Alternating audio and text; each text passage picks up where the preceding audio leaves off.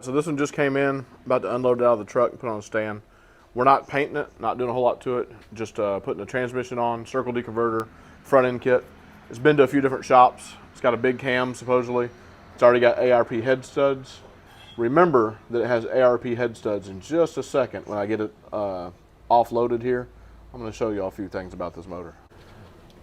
So what has happened, in our opinion, is either, all right, so when you do the studs, like you saw, we did a video with studs, the Allen head portion of the stud gets hand tighted into the block and that's it, right? You just hand tight it till it bottoms out and that's it, you're done. Then you torque these to spec, whatever ARP says, 115 foot-pounds in the sequence. I think these were ran down with some type of impact, not hand tight, not 100% sure, can't say. But what I can say, let me see if I can get it up in there. It's difficult to see. Yeah, it is. But you can, well, this one ain't. There you go, people. Look at that. That one's not hard to see at all. Right, I'm looking at, well, that one, yeah, there's that one too. That's a crack. That's a crack, and right. It's right in where the thread is, right? Follow that ARP stud down. There's the embossed part for the threads that go down to the block, cracked. Go to your next one. Go to the next one, right there. Follow it down. Follow it down. Cracked. Follow this one down. Go down to this one. Cracked. Okay, and then there's one more right here, right? Yeah. Follow this one down, follow it down, cracked. Boom, cracked. And then that one didn't crack because there's a lot more meat there. But here. Let's go to the other side. And okay, besides that, well, real quick, we're jumping ahead. Okay. Here's your cross bolts for your main. Look at the bolt there. Look at the bolt there. Different bolt. Look at the bolt there. Another different bolt. Look at the bolt there. They're all different. Yeah. So, whatever shop this went to was not really up to par. Same deal here. Look at your bolts for your main. Right. That one. Different. Right. And let's see. There's a. You don't even need the light to see that one. Yeah. Same deal. ARP head stud. Yeah. Follow it down. Right there, your block's cracked. See it? Your block is cracked. This thing is not going to survive. However, the gentleman wants it built. Now, we're not doing a whole lot to it. We're putting a circle deconverter in. We're putting the transmission on. We're throwing together a front end kit. It's already been painted by some shop. They didn't take the harness off to paint it. They didn't take the coils off to paint it. There's mixed match bolts in the timing cover. Listen, I'm not perfect, but you got to be careful where you take your stuff. This is unreal. I mean, if I sent you pictures of your block cracked and told you, no, I don't want to touch this, come pick it up, and you swear it's fine, I mean, and you know what? It may run. I don't know. Drop a comment. What do y'all think? How long do you think it's going to work? I've seen casting marks that looked like crack before, and they weren't. But these are just too close together. And then you know, whatever shop, you know, they put the fuel rail back on. That's how they put the fuel rail back on. You know, I wish I knew the name of some of these shops, but I guess it's, I already showed that. I guess it's good that I don't know who they are. I mean, like I said, we're just two old guys in the garage. Come on, this is terrible stuff. So. We're just shade trees. We're not a. No, I mean we're not. We've never been to any kind of school for automotive. I mean, it's just we just tinker. But man, this is when it gets to us, we're gonna be honest and truthful with you. And man, we're still gonna scope it. We're gonna run a. Yeah, I'll run the camera down in there. Run the camera down. We're not pulling the heads off. No. We don't even know what kind of size cam it is, but we're gonna scope it and we're gonna turn it over and then we're gonna put it together and it's going out the door. So, all right, good luck with it. Let me get these valve covers off real quick. See what we're dealing with in here. Mixed match bolts again. They put the valve cover bolts where the coils go. That's cool.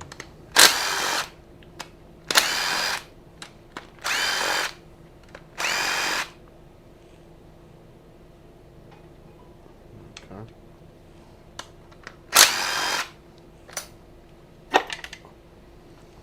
It's got springs.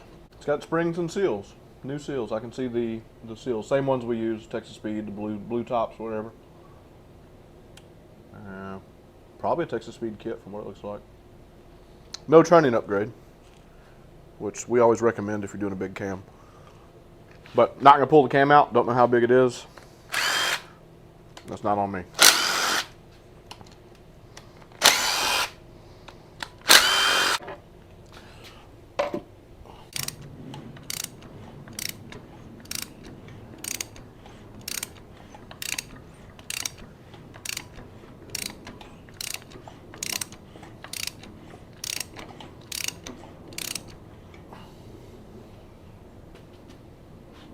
everything's moving.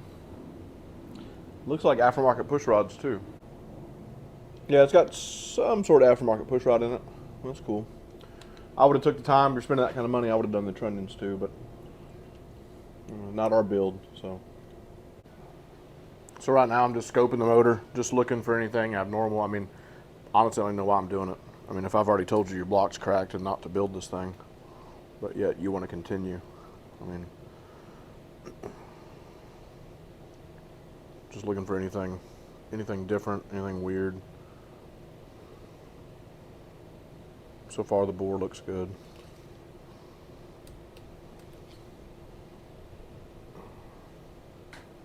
I mean, the heads had just been off this thing not too long ago if they got studs in it and cam in it and everything else, so I would assume it was already looked at once, but I mean, everything's, the scrape marks, so that's the top of the piston. So when they were cleaning the head up, they probably just scraped some of the carbon off the top of the piston. That's pretty common. So that's what you're looking at now is the top of the piston. And then the bore.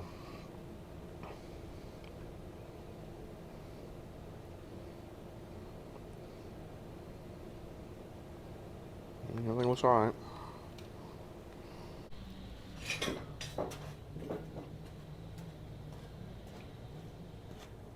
So here's Junkyard Dog, and we're looking at the same exact spot, right? And we put these heads on, what, last weekend? Yeah? Yeah. Nothing. That's what it should look like. All right, so I went ahead and put the fuel rails, both of these fuel rails were loose. Checked to make sure they are actually 6.2 injectors. I mean, we're trying to give the guy a benefit of the doubt and just make sure that, trying to go over it best we can, even though, I mean, I don't know. I can't go on about the cracks. I think the block's cracked and I wouldn't touch it. But it's very suspicious. Looks like crack. But anyway, so we're going back with, brand new gaskets. We got brand new, I've talked about this before and I still can't figure this out. Quantity 1. Brand new GM water pump gaskets, quantity 1. Can't figure that out. Why would you only need one? All right, so we're gonna put the water pump. Then we got start building from there. Okay.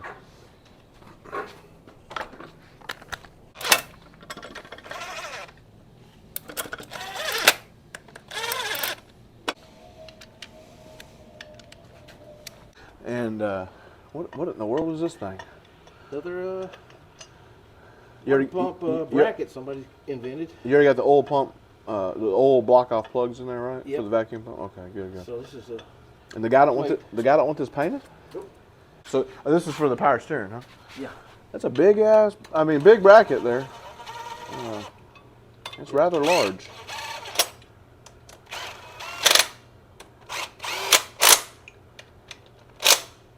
Going over target might crack the block. I mean, we're joking, but we're still being careful. I mean, it's Oh no. we're always professional. I wonder if this is going to be in the way. I guess you'll find out in a second. Yeah, that plug. You got to bend it out of the way. That's cool. Right here. So they're showing you to bend it. Yeah. What kid? Who is this? Is it brand? Don't have them. People ask all the time, and It's a Dorman. That is. I don't know what this is. yeah. I have no idea. Yep. Internet. Mm-hmm. So what brand is it? eBay. So what you got is you got to put these spacers here behind that bracket, right? Mm-hmm. Seems like a lot of these kits that we deal with having to do spacers.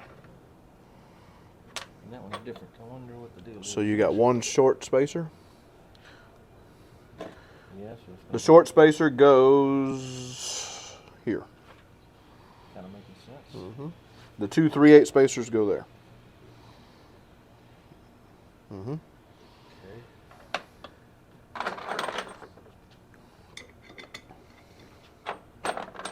guess a shorty goes there.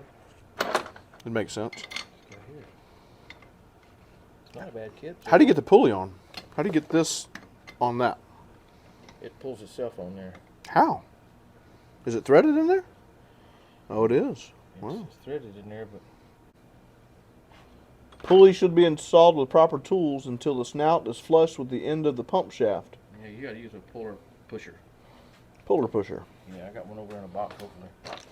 Very interesting. So now I'm assuming this guy here. Oh, okay. Oh, look at all that. And this is still somewhere, I don't know where. Well, I mean, we got a whole mess of instructions here. Yep. So some spacer, bolt, spacer, nut. Look, I was like, that's just right in the way. So we need to bend it. I mean, before we bend it, do you want to just unbolt it? Get up high with it. Okay.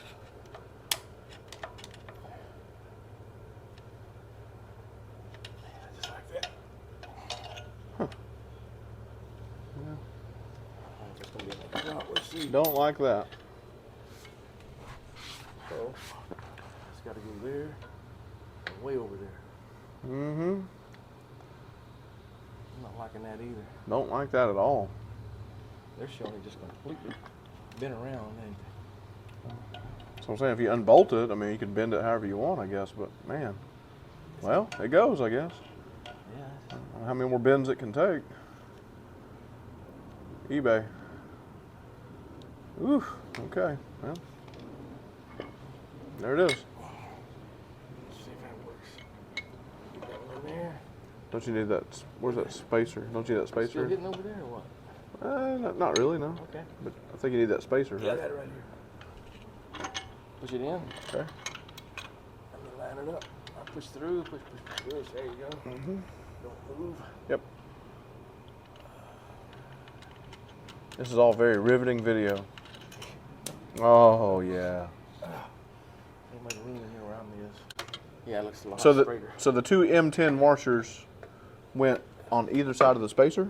No, I just put it on the front. Oh, on the front. Okay, yeah. So basically, they include the two washers that we didn't know exactly what they're for, just as a shim to kind of shim this thing straight. I guess because not every motor is exactly the same. Yeah, especially not this one. We're putting the pulley on, and normally some of the stuff we do like this is we try to keep it kind of, I don't want to say proprietary, but just we show a lot on this channel of how we do things. We show almost everything, and there's some things we just don't show, and it is what it is. But I showed Dad how to hold this thing, and he thought it was too cool to not show it. So show him what you got, what I worked you up with. Get an old belt. Yep. And you get your big wrench. Yep. Put the eye through it. Yep. And grab it like this. Yep. And you hold it back up. Yeah, he's having to hold back up because I'm putting quite a bit of. Because you can't hold this pulley barehanded. No, There's no way. I'm putting quite a bit of force on this, and I think we need about another 1/4 inch maybe. Yeah. So. Not even that. That's probably it right there. I'd say. Back it off and let's see. I think it needs to go a little bit more. We're just going by the instructions. The instructions said to Flush. flush with the end of the pulley. So. You gotta hit hold it on there. Ready? Where you going backwards? Yeah, I'm going backwards. I did not know. Okay, now.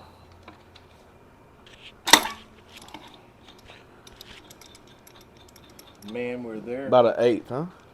Not Or even. is that It's, yeah, I'd say an 1/8 of an inch. 1/8 of an inch? All right. So We'll just, have it.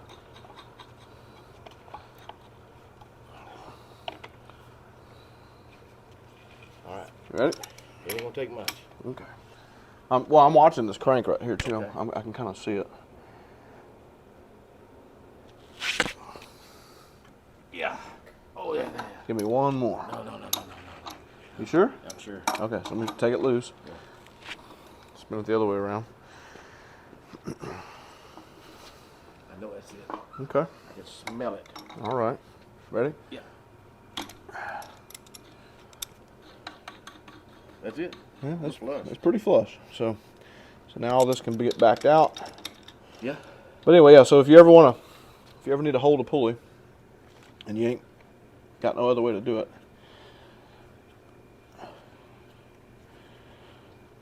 and I didn't just discover this on my own, right? I mean, I've seen somebody else do it, so I guess that's why I don't mind sharing some of that stuff. Yeah. It's what you do, right? Yeah. Help the next guy. Everything we try to do is helping the next guy. But you still gotta have the belt. Well, yeah, you have to keep an old belt laying around. You gotta have all these wrenches, all these tools. I mean, Yeah, this is a special thing. that did work out great. Look at that. Yep. Mm-hmm. So this one's just about done. I got the circle D converter, got fluid in it, got the shaft lubed up, about to drop it in, and then we'll put the transmission on, and we got our starter. So, and we got to change this flywheel. 8-speed flywheel on this one. Change it over to a 6-speed flywheel for the 6-speed transmission. We still got Junkyard Dog over here. We need to get it knocked out. Shouldn't be too bad. No transmission, front end kit, fuel rails, crossover, and LT1 intake. All right, so we're getting ready to stab this thing. So I got the Circle D on. I just want to show a little tip. See, I got a little grease on that snout. I got a little grease inside there. A little grease on that dowel. Goes a long way when you're trying to get these things put together. Dad's doing real important work here too.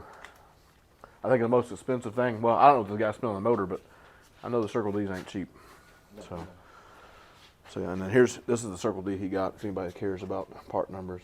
None of that means nothing to me other than it's a 6-speed. That's all that means to me. So there you are. So we got it loaded up, but one last thing I want to point out on this, and I don't know if it'll show up on camera, but there's a lot of thread still showing at the top of that stud versus that one.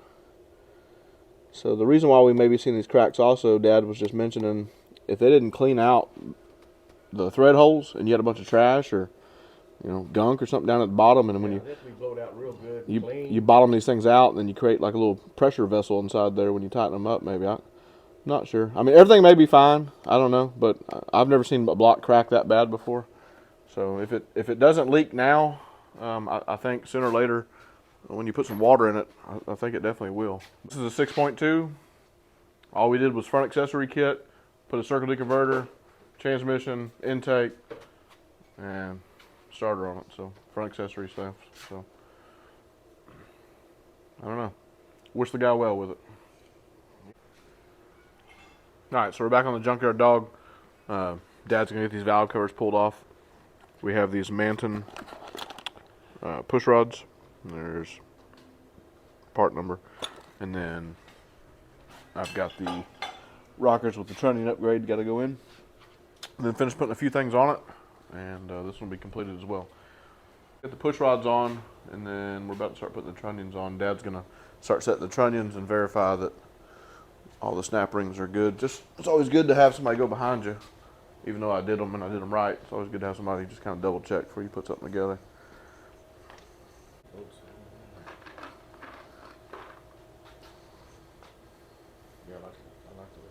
Mm-hmm. I do like that kit though. It makes a nice kit. So I didn't film a whole lot. We've been kind of pushing to get this one finished, but got the rails on, valve covers back on. Dad's putting the water pump on right now. So, yes, sir. Just a little final push here. This one's not getting a transmission, so we are real close to finishing this one up here.